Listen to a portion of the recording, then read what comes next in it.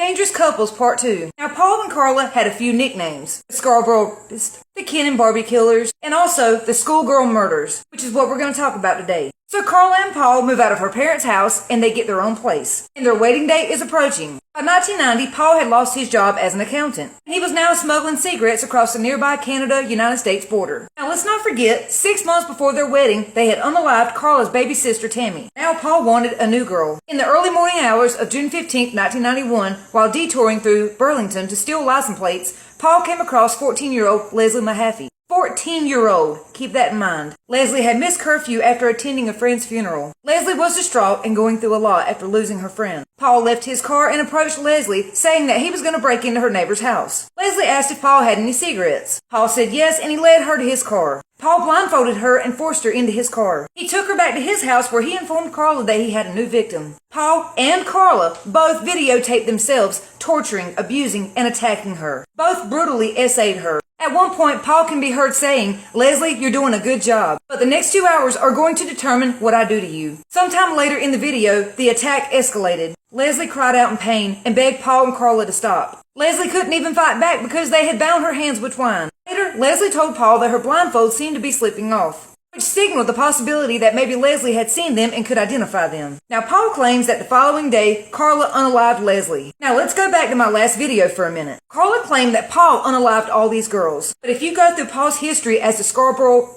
he never had a history of unaliving anyone. Yes, he would violently attack them, but he always let them go, even the ones that seen his face. There's a big possibility that Karla unalived these girls. And I'll tell you this, she was left alone with each and every one of these girls while Paul went to go get food, and she did not call for help. She did not release them. She did not help them in any way. After they unalived Leslie, they had to dispose of her remains. And let's not forget, it was Karla who actually unalived her little sister. Following that dinner party with Karla's family, the couple decided to get rid of Leslie's body.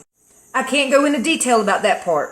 The couple made numerous trips to leave her remains at Lake Gibson. But get this, when I tell you, people speak from beyond the grave, because Leslie's remains were found near the shore where it was found on June 29th, 1991, on their wedding day. That was after she had been dumped in the lake with 200 pounds of cement. I honestly think Leslie was fighting back from beyond the grave. I think her soul, her energy, her spirit was trying to be heard. Now, Paul always said that he had intended to free these girls. And he did make a big fuss about Karla unaliving her little sister. And he swears that Karla unalived these girls herself. He also alleged that Karla had planned to unalive Leslie by injecting an air bubble into her blood. Based on the video court transcripts, I believe that. Because Karla was not some domestic violence victim who was afraid to stand up to her husband because of how evil he was. Karla is just as evil as Paul, and she walks free today.